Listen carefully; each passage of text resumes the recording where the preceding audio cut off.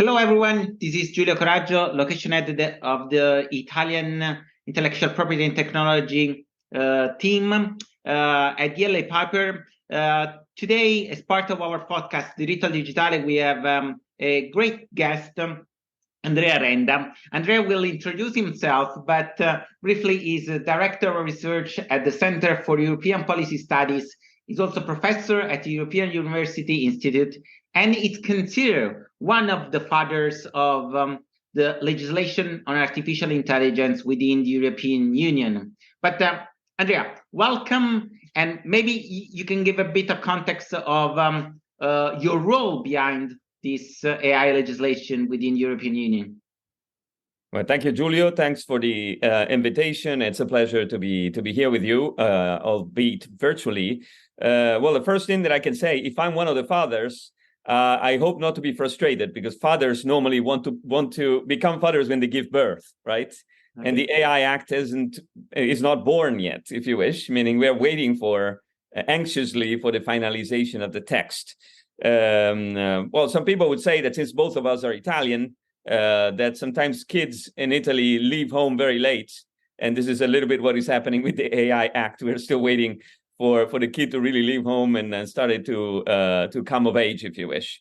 I've been involved since the very beginning with the preparation of the AI Act. I was one of the members of the high-level expert group. It's an independent group of experts that define the ethics guidelines for trustworthy artificial intelligence between 2018 and 2020. That was an independent expert group appointed by the European Commission.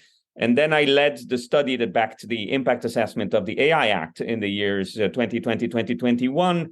The AI Act, the proposal of the European Commission, was presented in April 2021. Since then, I've been advising the rapporteurs in the European Parliament on a variety of occasions, but also became the founder of a Forum for International Cooperation on Artificial Intelligence, together with the Brookings Institution and SEPS, and also the chair of the OECD Working Group on AI Risk, where we put together basically all the emerging frameworks for the regulation or the non-regulation of AI that are emerging around the world.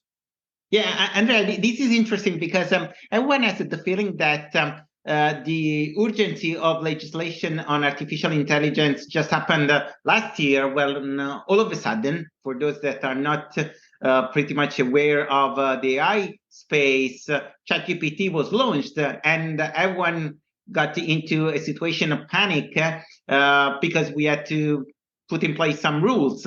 But you say that it's a long wave, it's a long process that started more than 3 years ago, that now should see the light, hopefully. The process started actually at least 6 years ago at the EU level. In the European Parliament, perhaps in a rather awkward way at the beginning, with this resolution on civil law rules for robotics that really didn't resonate very well with the scientific community. But then with the creation in 2018, so a year later, of the AI Alliance and the high-level expert group at the EU level, we really entered in full swing into the work on defining the risks of AI and then started mapping these risks, in particular the ones related to fundamental rights and safety. But when I led the study for the European Commission on the AI Act, the European Commission asked me, could you map which fundamental rights are actually affected by AI? And already by then, 2020, we had evidence that it was not just the typical discrimination issues with algorithms and machine learning, but it's almost every fundamental right was already affected by AI at the time. Of course, particularly in the US, where algorithms were being used also much more in the public and in the private sector. But that was starting to become an issue also in Europe. So this is why the AI Act took this rather comprehensive view and then started mapping, both for safety and fundamental rights, the potential applications of AI that would be considered either as too risky or unacceptably risky and thereby should be prohibited, or high risk and thereby to be regulated. Yeah, absolutely. Andrea, during the last few days, I would say, there was a very strong position by the largest European countries, France, Germany, and including Italy, against the approval of the AI Act. Then in the letter in the paper they drafted, it wasn't really clear whether they wanted to get rid of the whole AI Act or approve a softer version of it. But basically, they were more keen to have a sort of code of conduct along the lines of what the G7 approved last month, because they expected that over-regulating AI could discriminate European companies, since they're definitely smaller than the US giants within this industry. What is your take? Where are we based on your views? So, Giulio, let me get this straight, because it's a very complicated and very tortuous story, right? Go back 1 year when ChatGPT hits the market. It's November last year. The AI Act is basically ready. There are still some disagreements between the European Parliament and the Council. There are already in the AI Act, in the text, some provisions on so-called general purpose AI systems, which are legally a bit more complicated than the typical structure of the AI Act, which looks at applications of AI that are placed on the market for a specific purpose. Of course, if you have a general purpose AI system, so a versatile one, you have to decide what to do with this. But already there were provisions in there that were slightly different between the Parliament and the Council. What happens then? First of all, a group of tech gurus starts sort of throwing fuel on the fire by saying these new powerful models risk the extinction of the human race. They should be regulated like nuclear weapons. I think this is my personal position. I've said that in conferences and in writing. This was intentional to deviate the attention of regulators and policymakers around the world away from regulation and towards international solutions, codes of conduct, soft law. Even if in some contexts the likes of Sam Altman were shouting, please regulate us, then when they were coming to Brussels, they were saying, oh, please don't regulate us like this. And so I've seen it's been a very, very complicated moment in which legislators had felt the pressure to accommodate and to introduce rules on so-called foundation models and general purpose AI models inside the AI Act. So reopening the Pandora's box of the AI Act. So that decision was made by the European Parliament in February, not to finalize the text and reopen it to introduce new provisions. And since we are talking mostly to legal experts here, and for those of you that are experts of the EU ordinary legislative procedure, you can imagine that once the procedure has gotten to the final stage, which is a trilogue, right, where European Commission, Parliament, and Council have to reach an agreement, normally there is no possibility to feed more evidence. So writing an entire new body of rules and provisions during the trilogue without an impact assessment, an evaluation, a consultation, or anything like this, it's a leap of faith. You have to really hope that these people have learned their lesson. So what has happened in all these months? The Parliament, the Council, and the European Commission has started battling over the text of the AI Act in a number of respects. First, there is an outstanding problem and disagreement on whether there should be exceptions to the prohibition to use the real-time biometric identification in public places. And that was to be expected. Many member states want to be able to use for cases, for example, of prosecuting suspected terrorists or missing children or other cases like this. They want to be able to use real-time identification through biometric data. But there is, most importantly, as you were mentioning, Giulio, the outstanding issue of whether one should regulate the likes of GPT or not, even if they are not on the market for one purpose, but they are there to be used by downstream players to then potentially develop high-risk or even low-risk applications. That is the real outstanding issue that has created quite a lot of tension between the European Parliament and at least 3 member states. The tension has reached a level that during one of the trilogue meetings a few weeks ago, members of Parliament have actually left the room by saying, if you want to go this way, this is not something that we are ready to withhold. And so the current controversy is not about the AI Act itself, but it's whether the AI Act should contain regulatory measures on foundation models. And by the way, the ones proposed by the Parliament borrow much from the Digital Services Act.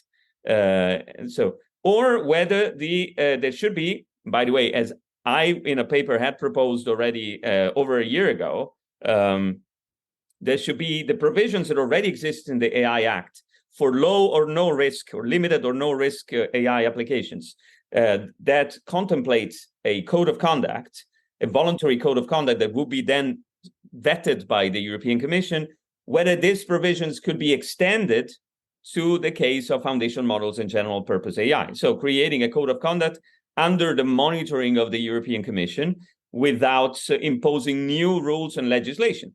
And the argument in favor of this is also, as you were mentioning, that this is what the G7 is trying to do. This is to some extent also an issue that is under the attention of the United Nations at the moment, but also in the future, the Global Partnership on AI, the G20, and other international forums. But just to be clear, according to this approach, we will have general purpose is AI, and foundation models govern just by code of conduct, but then the usage of these technologies in regulated fields, like, I don't know, life sciences, for instance, would have ad hoc provisions in the AI Act, or that would be already covered by the sector-specific legislation, for instance, in relation to medical devices? Yeah, that's a good question. So this is how, in my view, it should be done. So take it as my view. Normally EU policymakers read what I write, but they don't necessarily follow my view, and that's a good thing. That said, what would happen is there would be a code of conduct. Those providers of AI, they want to use general purpose AI systems or want to rely on foundation models to then develop high-risk applications of AI will be covered by the AI Act. Okay. Those that, of course, use any form of technology, including foundation models or GPIs, general purpose AI systems, which has many overlaps between the two concepts, to develop products that are already regulated based on sector-specific regulations. Of course, they would need to comply with that sector-specific regulation. The medical devices regulation, the moment you use software, you're already at a tier 2, second level of risk. So you actually have to be subject to a conformity assessment. And that is where the use of the foundation models will come into play. That's normal. I don't see the reason why foundation models should be subject to upstream regulation in the AI Act. What I would propose is rather what in regulatory terms we would call a sunrise clause, meaning that the European Commission says, this is what I'm putting in place. This is what I had in mind for the AI Act. I would like to see some cooperation along the value chain, meaning if the likes of OpenAI or the Microsofts of the world, they should help downstream providers go through their conformity assessment because they know in many cases much more about their model objects. But I'm going to give you 3, 4, 5 years. So if I see that the foundation models producers and developers do not share information with downstream players, or if the market is too concentrated, or if the market is insufficiently transparent, then I will intervene with actual command and control regulation or any form of, let's say, harder regulation. And this is what we call, it's the opposite of a sunset clause, right? It's a sunrise clause in legislation. Yeah, because many of the principles within the AI Act are already covered in other general EU legislations, like the transparency principles. So it's not that the artificial intelligence is totally unregulated at the moment. When it's used in regulated sectors, definitely it is regulated. But for instance, another high-risk application would be the usage of AI for credit scoring by banks, insurance companies, and so on. In that case, I understand that we would keep, at least according to your view, the provisions in the AI Act, just removing those that are for general purpose and are not. So like the version commercially available of ChatGPT that can be used for any purpose wouldn't fall within the scope of the AI Act and would have to comply within the with the provisions of the code of conduct. But then when GPT-4 is used for a specific high risk, then the provisions would come into place. Absolutely. At least according to the view. So it sounds like a very agitating moment for policymakers. We had the paper of the three main European countries last week, and now we are having very frequent meetings. And then we have the deadline of the 6th of December, because the next and maybe the last meeting of the year of the trilogue is on the 6th of December, which is a very relevant deadline, because if then the AI Act, the agreement on the AI Act is not reaching that meeting, then there will not be anymore the Spanish presidency. And I understand that Spain really wants to have the AI Act approved under their presidency. So what do you think is going to happen during the coming days? Because really the window is very short, and it seems kind of awkward that we've been discussing about the AI Act for 6 years, and then we need to rush at the end. Yeah, what's going to happen is very difficult to say. If I had to, bet with you on what will happen, I would probably place my my stakes on the finalization of the text by the 6th of December, exactly for the reason that you were mentioning. The Spanish presidency really wants to get this done. The Secretary of State for Digitalization in Spain, Carme Artigas, is even one of the two co-chairs of the United Nations multi-stakeholder advisory group on artificial intelligence. She has a reputation to build and defend, also through the AI Act. But the pressure, hopefully doesn't lead to a breakdown in the negotiations, because if there will be no possibility to compose this agreement, then of course the whole thing will go to the Belgian presidency, and that will be the last chance, because then we have elections, and it could also mean after the EU elections, there will be a new commission, a new parliament.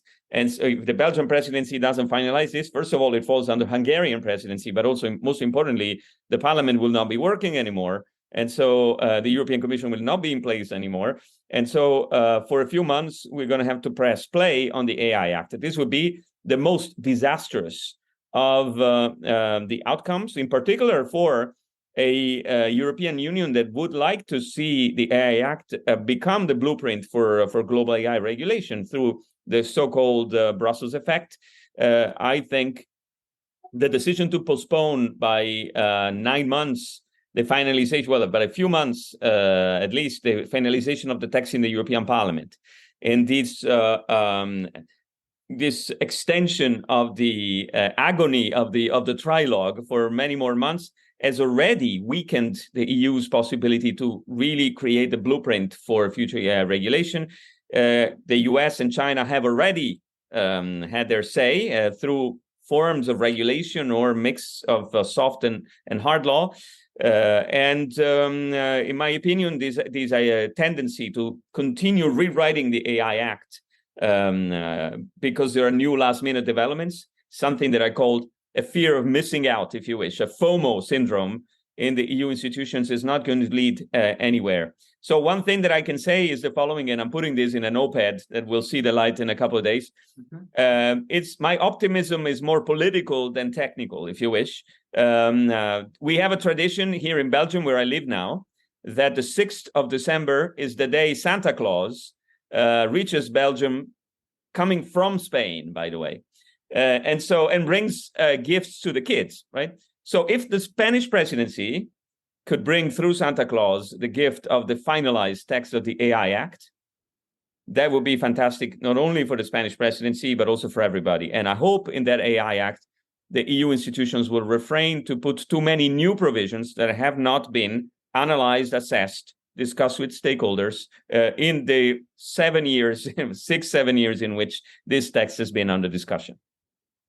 Yeah, I absolutely share your view. The EU had the opportunity of being the first one regulating AI, the US executive order is more a framework rather than actual regulations, because it gives an instruction to the directors of the Ministry of Commerce enacting provisions. But absolutely, if the EU wants to become a champion, a benchmark in regulating AI, in order to have the new AI industry flourishing within the European Union, the process needs to speed up and needs to do it now. Andrea, your comments, as always, have been really insightful, and I thank you for your time. And I will bother you again once the AI Act is approved to see, hopefully is approved, to see your view on how the market is going to react to it. Very good. Thank you very much. Thanks for having me, and hope then that we will see each other again soon, which means the text will have been finalized in due time.